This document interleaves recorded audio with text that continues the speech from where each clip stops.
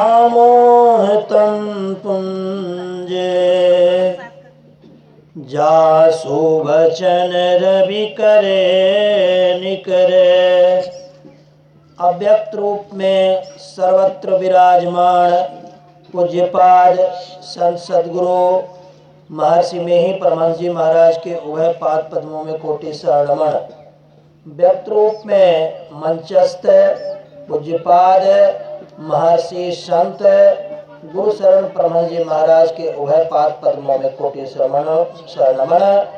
आदरणीय शिवनाथ बाबा, आदरणीय महादेव बाबा, आदरणीय विद्यानंद बाबा, आदरणीय इस ग्वासा ग्राम के सत्संग प्रेमी महानुभावों, माताओं तथा भक्तिमती बहनों, ग्वासी का ग्राम के अभी हम लोग अंतिम पाली के सत्संग में यहाँ पर हैं और ये सुबह का सत्र है। अभी सत्संग योग चारों भाग से पाठ हुआ है। पाठ प्रारंभ में 6 मंत्र थे, केनोपनिषद से 2 मंत्र है और कठोपनिषद से भी 4 मंत्र थे। फिर गुरु महाराज की वाणी का पाठ हुआ है दिनचर्या उपदेश से। फिर पदावली से सत्संग योग चारों भाग से उनके एक पद का पाठ हुआ है और इन सबों के आधार पर मैं आपको अपनी बात रखता हूँ। केनोपनिषद से पाठ हुआ है, जो मन से मनन नहीं किया जाता बल्कि जिससे मन मनन किया हुआ कहा जाता है, उसी को तो ब्रह्म जान।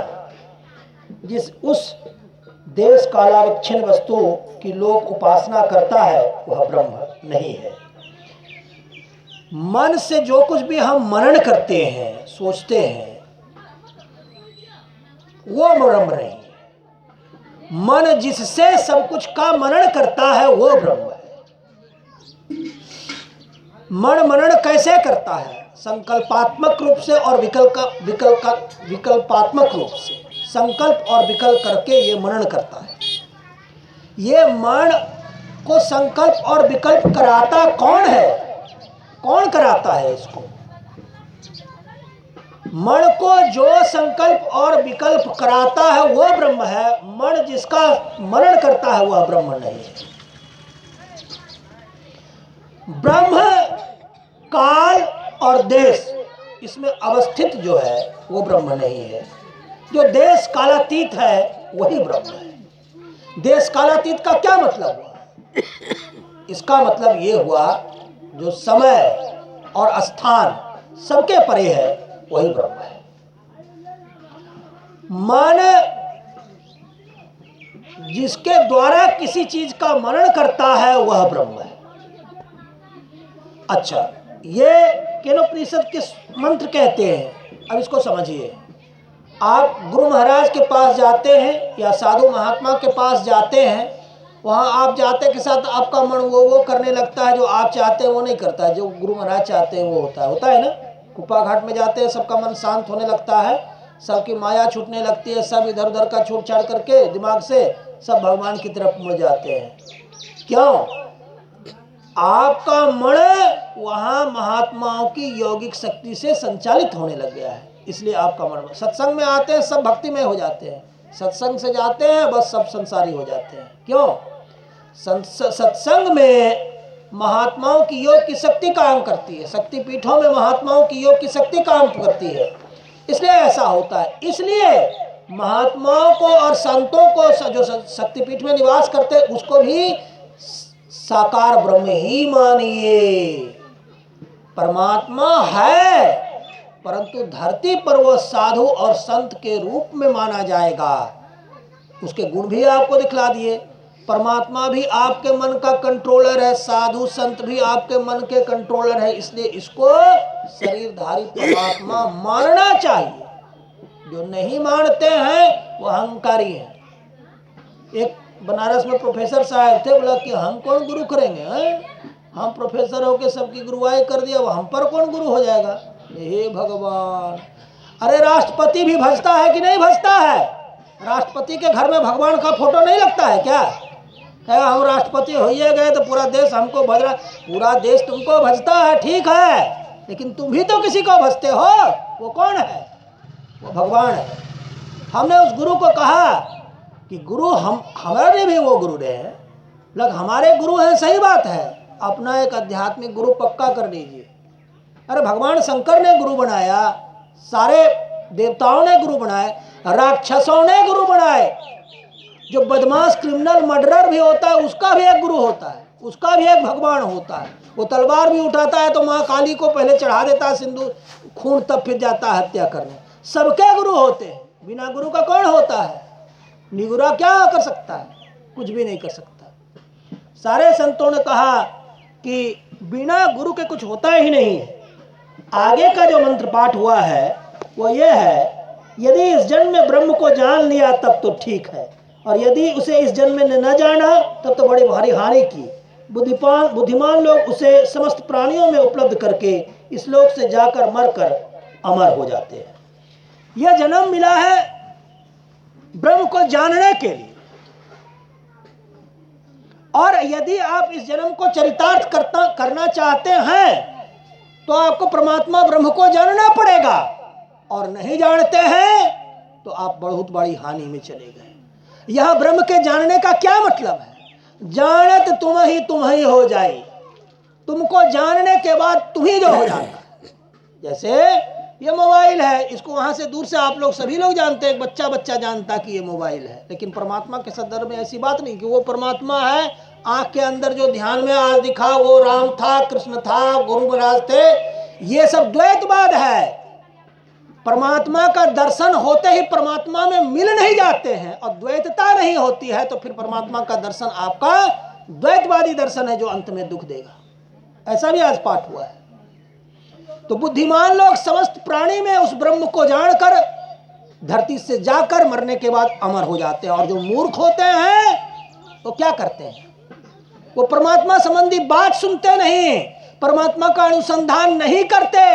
इस मूर्खों की सूची का हम बना के दिखलाएंगे तो बवंडर हो जाएगा। अभी बड़े बड़े लोग इस मूर्खों की लिस्ट में आते हैं, जैसे कि राष्ट्रपति। ये परमात्मा संबंधी ना बात करते न खोजने का समय लगाते हैं उसमें, वो बैठ के केवल संसार की माया जाल को 75-80 वर्ष की अवस्था में ढोते रहते हैं। कितना बड़ा लिस्ट है, कितने बड़े आदमी को मैंने कह दिया। ये सही बात है, सही थोड़ा कटु होता है लेकिन सत्य होने के कारण मैं बोल देता हूं। अरे आप 80 वर्ष के हो, बिल्ला संसार में लगा है राष्ट्रपति का, आप संसारी कामों में अपना जीवन बर्बाद कर रहे हो, और आपको अभी 75 वर्ष 80 वर्ष के हो, 10-20 वर्ष का समय बचा है, उसमें आप परमात्मा खोज नहीं रहे, तो आप बाके नहीं हो तो क्या हम बाके हैं? अरे हम तो सारे पदों को लात मार करके एक संत शरण में आए, और आप किसको लात मार के आए हो? 20 वर्ष का जीवन शेष बचा है, उस 20 वर्ष के जीवन का उपयोग आप किसमें करते हो? माया को बटोरने में। मैं इस अधिकारी को यह दूंगा, इसको यह आदेश दूंगा। अरे तुम क्या आदेश दोगे? अपनी आत्मा को आदेश दो कि वह परमात्मा में जाकर मिले। तुम्हारी आत्मा जब से ही परमात्मा में मिलेगी, सारी धरती परमात्मा में हो जाएगी। हमने कहा इस देश को मेरे हिसाब से तुम चलाओगे तो सारे जेलों को मैं हम ध्यान स्थली करवा देंगे, यही धरती स्वर्ग हो जाएगी। आप दिखला देंगे धरती पर स्वर्ग कैसा होता है, नहीं चलने देगा। माया में खुद फंसा है, हमको भी गिराएगा। आगे पाठ है कठोपनिषद से, जो शरीर में शरीर रहित तथा अनित्यों में नित्य स्वरूप है, उस महान और सर्वव्यापक आत्मा को जानकर बुद्धिमान पुरुष शोक नहीं करता। जो शरीर में शरीर रहित है, आत्मा शरीर में है लेकिन शरीर से अलग भी है, इसीलिए तो इस शरीर से अलग आत्मा को खोजने कहा जाता है। और अनित्यों में नित्य है। हमारा शरीर अनित्य मतलब जो हमेशा नहीं रहेगा। हम बचपन में छोटे थे, बहुत प्यारे थे, अब थोड़ी उम्र दराज हुए, झुर्रियां आने लगी, बुढ़ापे में और खराब होंगे और अंत में मृत्यु हो जाएगी। ये अनित्य है। हम आप सबके सब कुछ काल के हैं। ये मकान भी कुछ काल का है, 100 वर्ष 150 वर्ष, उसके बाद ये भी अनित्य है। तो आत्मा अनित्यों में नित्य है। ये शरीर में आत्मा है, एक ही आत्मा हर जीव के शरीर में है, परंतु हमारा शरीर अनित्य है, मर जाता है, आत्मा नहीं मरती है। यही कठोपनिषद का श्लोक कह रहा है। और उस महान और सर्वव्यापक आत्मा को जानकर बुद्धिमान पुरुष शोक नहीं करता। मरने पर हम शोक करते हैं, हमारा शरीर मरेगा, आप हम सब हमारे गुरु भाई हैं, आपको सूचना आएगी, आप मेरे लिए शोक करेंगे। बाबा का शरीर जाएगा, हम शोक करेंगे क्योंकि हमारे गुरुजी थे। उसी तरीके से परंतु कोई व्यक्ति जो ये सर्वव्यापक आत्मा है, सर्वव्यापक आत्मा का मतलब समझते हैं, हर जगह व्याप्त है। एक गाना था, मुझको देखोगे जहां तक, मुझको पाओगे वहां तक, इस जमी से आसमां तक मैं ही मैं हूं, मैं ही मैं हूं, मैं ही मैं हूं, मैं ही मैं हूं। आत्मा कहां नहीं है, सर्वव्यापक। जितना भी जगह की कल्पना करते हैं वहां पर आत्मा व्याप्त है, वहां पर आत्मा व्याप्त है। जितने भी जगह की आप कल्पना करते हैं सब जगह आत्मा है। और उस सर्वव्यापक आत्मा को जानकर बुद्धिमान पुरुष शोक नहीं करता। जो बुद्धिमान होता है, जो सर्वव्यापक को यदि आप जान लिए, सर्वव्यापक को जानने का मतलब क्या हुआ जानते हैं? सर्वव्यापक को जानने के बाद आप सर्वव्यापक हो जाएंगे। जैसे एक बार मैं पूछ रहा था कि स्थूल शरीर को छोड़कर जब सूक्ष्म शरीर में जाएंगे तो स्थूल शरीर तो खत्म हो जाएगा। ऐसा नहीं होता है, शरीर तो खत्म होगा परंतु हमारी व्यक्ति, मेरी उपस्थिति, मेरी व्याप्ति, मेरा एग्जिस्टेंस, मेरा अस्तित्व पूरी धरती पर पूरे स्थानों में हो जाएगा। वहां मेरे स्थूल शरीर ना हम छोड़ के जा रहे हैं ना, और सूक्ष्म शरीर में ये स्थूल मंडल, पूरा का पूरा स्थूल मंडल में मेरी व्याप्ति होगी और फिर मेरा स्थूल शरीर से सूक्ष्म शरीर में निकलना होगा। यह हमको समझ में आता है। कोई कहता है क्या मुर्दा आसन में चला जाएगा तो देहात से मरियन गया, तो ऊपर जाके अलग हो गया, ये शरीर में तो कुछ बचा नहीं। अरे शरीर, इस शरीर का मतलब समझते हैं? इस शरीर से, एक के शरीर से दूसरा शरीर में जैसे घुसिएगा, स्थूल मंडल में पूरी आपकी आत्मा समाहित हो जाएगी। आप कण कण, सृष्टि का कण कण आपके हिसाब से डोलेगा और बोलेगा। एक एक पत्ता आपकी मर्जी के खिलाफ नहीं हिलेगा। यह है स्थूल से सूक्ष्म शरीर में जाने की बात है। तो आगे कहा कि यह आत्मा वेद अध्ययन के द्वारा प्राप्त होने योग्य नहीं है। काशी के पंडितों को आप ले लीजिए, काशी में बहुत सारे ब्राह्मण पंडित हैं, जो ब्राह्मण नहीं है वो भी पंडिताई करते हैं। वो खूब वेद अध्ययन करते हैं, चारों वेद को निकाल निकाल के खूब पढ़ेंगे। अब वेद के हिसाब से बहुत प्रकार का कर्मकांड वगैरह बहुत कुछ करते हैं। अरे गुरुओं ने, संतों ने तो साफ साफ कह दिया, ये वो संत कह रहे जो निर्वाण प्राप्त कर लिए, गुरु महाराज कह दिए कि वेदाध्ययन के द्वारा आत्मा प्राप्त नहीं होती है। कितने कितने महात्मा, हम लोग सब वेद अध्ययन पढ़ करके बैठे हैं क्या? अरे हम लोग ध्यान साधना करके बैठे हैं, गुरु की सेवा करके बैठे हैं। हम भी प्रवचन जब करने लगते हैं हमारे स्त्रीलिंग और पुल्लिंग खराब हो जाते हैं। मैं पुल्लिंग को स्त्रीलिंग, पुल्लिंग को स्त्रीलिंग को पुल्लिंग कर देता हूँ। ये खराबी से क्या तात्पर्य? अरे हम ध्यान न करते हैं। स्त्रीलिंग पुल्लिंग ग्रामर देखना विश्वविद्यालय के प्रोफेसर का काम है, ये साधुओं का काम नहीं होता। साधु की काम है कि हमारी चेतना धरती लोक से ऊपर को जाती है कि नहीं जाती है। कबीरदास से पूछा गया कि कबीरा कब के बैरागी, तुम्हारी सूरत कहाँ को लागी, तुम्हारी सूरत कहाँ को लागी। कहे कबीर तुम ये बताओ कि तुम्हारी चेतना, तुम्हारी आत्मा, तुम्हारी चेतना आत्मा कहाँ लग रही है, कहाँ, किसका चिंतन कर रही है? तो कबीर बाबा उत्तर देते हैं कि राम जी हम तब के बैरागी, हमारी सूरत राम सो लागी, हमारी सूरत राम सो लागी। भारतीय पार्लियामेंट का एक एक विद्वान मंत्री है, बड़ी लंबी लंबी भाषण देता, अंग्रेजी में देगा, ढड्ढे देगा। उसकी आत्मा को पूछो कि तुम्हारी सूरत कहाँ लगी है, मलद्वार से निकलने की औकात नहीं रखता है। अरे शुद्ध भाषा बोलने से क्या परमात्मा मिलता है क्या? शुद्ध भाषा बोलने की अगर बात होती तो कबीर बाबा कौन स्कूल में जाके एडमिशन ले लिए थे? भगवान बुद्ध कौन यूनिवर्सिटी से पढ़े हुए थे? यूनिवर्सिटी की शिक्षा में परमात्मा नहीं मिलता। गुरु महाराज ने साफ साफ कह दिया कि विश्वविद्यालय की शिक्षा में परमात्मा नहीं मिलता, और ये जो अभी अब विश्वविद्यालय में पढ़ रहे हैं यह आपको परमात्मा की तरफ ले जाने वाली विद्या है। कोई शुद्ध एक तो था पी चिदम्बरम करके, संसद में बैठता था, मंत्री था कि क्या था, वित्त मंत्री भी था कांग्रेस सरकार में, बड़ा लंबा लंबा अंग्रेजी में भाषण देता था। हम लोग उसको पूछो चिदम्बरम को बुला करके, तुमको अपनी चेतना को स्थूल से सूक्ष्म में ले जाने आता है? तुम्हारी जब मौत आएगी, तुम्हारी औकात होगी, तुमने लंबे भाषण से क्या तुम्हारी चेतना स्थूल से सूक्ष्म मंडल में चली जाएगी? अरे तुमको नहीं आता है, तुम मूर्ख हो, तुम पढ़े लिखे मूर्ख हो, तुम पढ़े लिखे मूर्ख हो। हम लोग को आता है वो चीज, और जो नहीं आता हम लोग सीख रहे हैं। आत्मा वेदाध्ययन के द्वारा नहीं प्राप्त किया जा सकता। कोई बहुत सारे वेदों के मंत्र को जप रहा है, गा रहा है, बहुत प्रकार की विधि बता रहा है वेदानुसार, उससे परमात्मा आत्मा को नहीं प्राप्त किया जा सकता। और ना ही धारणा शक्ति अथवा अधिक श्रवण करने से ही आत्मा प्राप्त होती है। बहुत सारा श्रवण कर रहे हैं।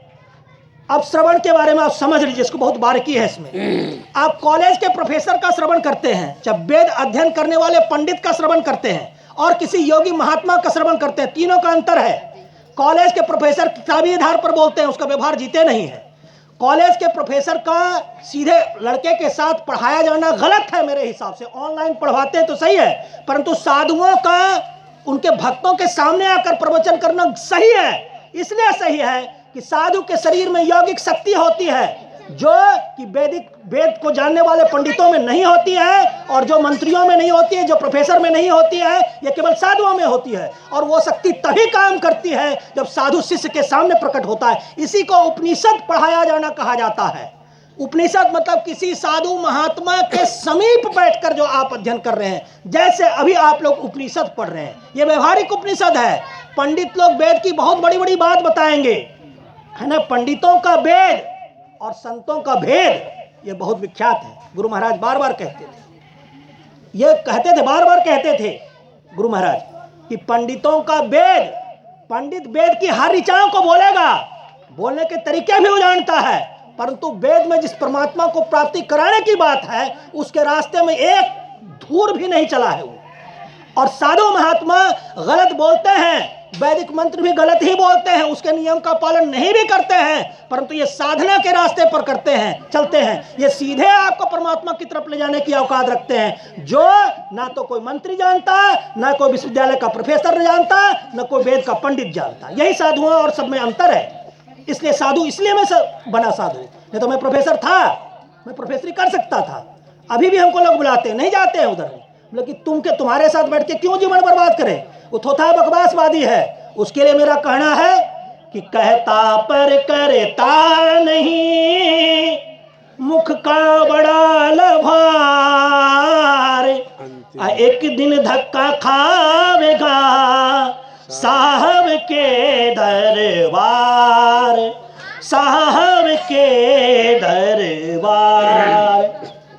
अच्छा, यह साधक जिस आत्मा का वर्ण करता है, उस आत्मा से ही यह प्राप्त किया जा सकता है। उसके प्रति वह आत्मा अपने स्वरूप को अभिव्यक्त कर देता है। साधक जिस आत्मा का वर्ण करता है, उसी से उसी को प्राप्त किया जा सकता है, और उसी से फिर परमात्मा को भी प्राप्त किया जा सकता है। जैसे हमारे पैर में एक कांटा लगा, कांटा लग गया ना, अब उस कांटा को आप कैसे निकालेंगे? दूसरे कांटे से नहीं, वो भी कांटा ही होगा। कांटा को निकालने के लिए भी आपको दूसरा कांटा लगाना पड़ेगा। उसी तरह से ये परमात्मा, आत्मा, जिस शरीर को, जिस आत्मा को हम धारण करते हैं, वो आत्मा से ही आत्मा को जान सकते हैं। इसकी प्रक्रिया है।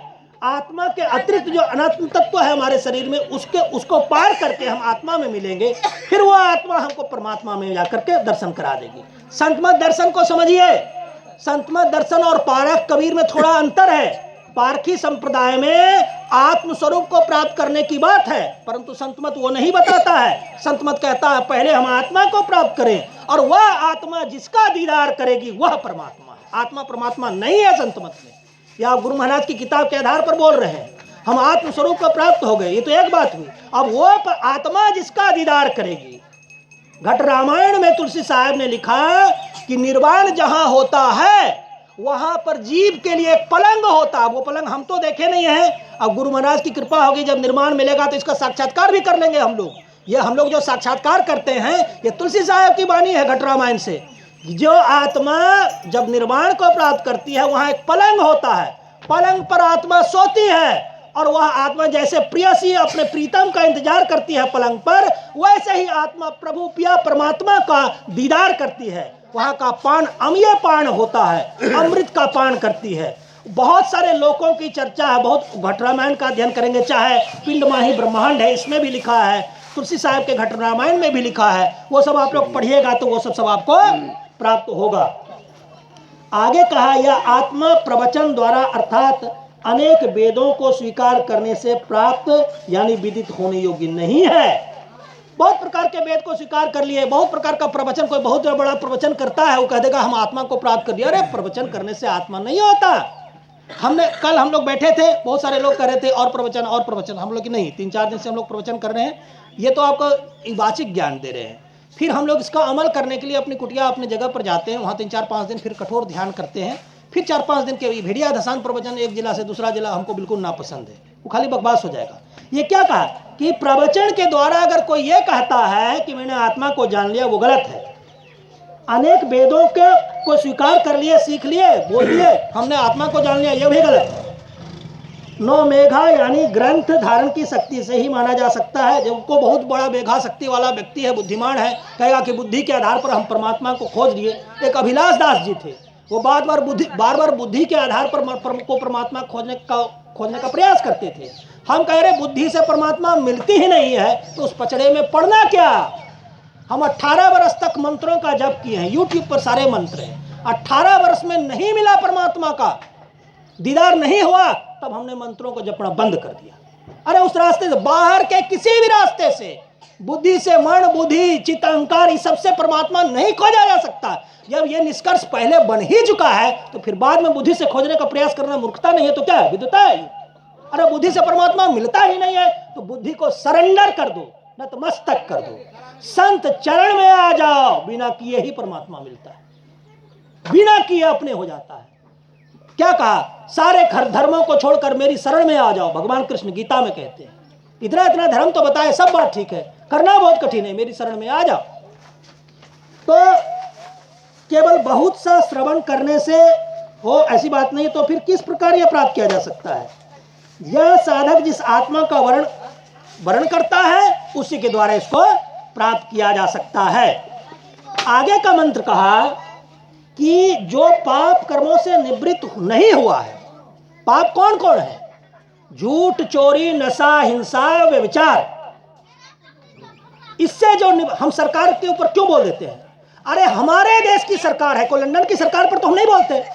हमारे देश की सरकार है, जो सरकार पाप करके गद्दी पर बैठेगी उसका विनाश हो जाएगा।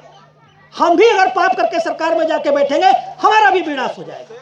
ये सूत्र है जांच करने का। एक तो सरकार को हम लोग कितनी कठिनाई से वोट दे करके फिर समर्थन देके बनाए हैं, अब वो पाप करके गद्दी पर बैठेगी तो हम लोग को परिश्रम लगाया है। सरकार ऐसे गद्दी पर बैठ गई, हमसे खुशामद करवाती थी हमारे जिला में सरकार के, आप अनुरोध कीजिए तो हमको जनता वोट देगी। ऐसे करके मांग के लाए और वो पाप करके बैठ जाएगा, तो पाप का हम कितना प्रयास करेंगे, पाप का अंत अपने हो जाएगा। यहाँ तो जीत के जाएगा, वहां से मंत्रिमंडल से उसको फिर हरा के भगा देगा, यह हो जाएगा। तो जो पाप कर्मों से निवृत्त नहीं हुआ है, मतलब पंच पापों को, जो भी कोई भी हो, झूठ, चोरी, नशा, हिंसा, व्यभिचार, ये हर व्यक्ति पर भी लागू होता है, हर राज्य पर भी लागू होता है, हर जिला पर भी लागू होता है, हर देश पर भी, हर महादेश पर भी, सारे ब्रह्मांड पर लागू होता है ये नियम। खाली एक व्यक्ति के लिए नहीं नियम बना है। तो जो नहीं हुआ है और जिसकी इंद्रियां शांत नहीं है, जिसकी इंद्रियां कितना है, 14 है। 5 ज्ञान इंद्रियां, 5 कर्म इंद्रियां, 4 अंतःकरण की इंद्रियां, मन बुद्धि चित्त अहंकार अंतःकरण की इंद्रियां है, हाथ पैर मुख गुदाल कर्म इंद्रियां है, आंख नाक कान जिह्वा त्वचा ये जो है ज्ञान इंद्रियां है। ये 14 इंद्रियां जिसकी शांत नहीं हुई है, तो और जिसका चित्त असम्मोहित या अशांत है, वह उसे आत्मज्ञान द्वारा प्राप्त नहीं कर सकता। जो अशांत चित्त का है, जो जिसमें स्टिलनेस नहीं है, जिसमें ट्रैंक्विलिटी नहीं है, जिसमें पीस नहीं है, अशांत चित्त का है ना, जिसका मन इधर बाहरी संसार में भटकता रहता है, वो व्यक्ति आत्मा को नहीं जान सकता। इसके लिए शांति की आवश्यकता है और सारे ज्ञान इंद्रियों, कर्म इंद्रियों, मन और सारे इंद्रियों को जो है कि शांत करने की आवश्यकता है, तब हम परमात्मा को जान सकेंगे, आत्मा को जान सकेंगे। तो ये तो हुआ कठोपनिषद और केनोपनिषद के आधार पर। उसके बाद पाठ हुआ था एक गुरु महाराज के पद का। उन्होंने, ये पदावली में भी पद है और यहाँ भी लिखा है, जीवो परम पिता निज चिन्हो कहते संतन हितकारी, कहते संतन हितकारी, कहते संतन हितकारी, जीवो परम पिता निज चिन्हो, कहते संतन हितकारी। संत लोग कहते हैं कि अपने पिता को चिन्हो, वो पिता परम पिता परमात्मा है और समय मेरा खत्म हो चुका। इसलिए बाबा लोग से सुनेंगे, अब कभी आगे आएंगे तो सुनाएंगे। बोलिए प्रेम से श्री सद्गुरु महाराज की, श्री सद्गुरु महाराज की, श्री सद्गुरु महाराज की। अब पूज्य महादेव बाबा को माइक दीजिए।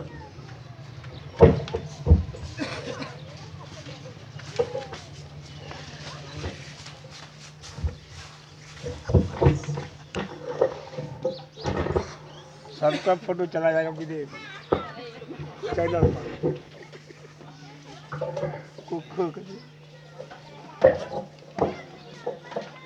ठीक से बैठिए, सब इंटरनेट पर जा रहा है। घर बैठे देखिए संसार न्यूज़ प्रवचन वरान यहाँ सब इंटरनेट पर जा रहा है।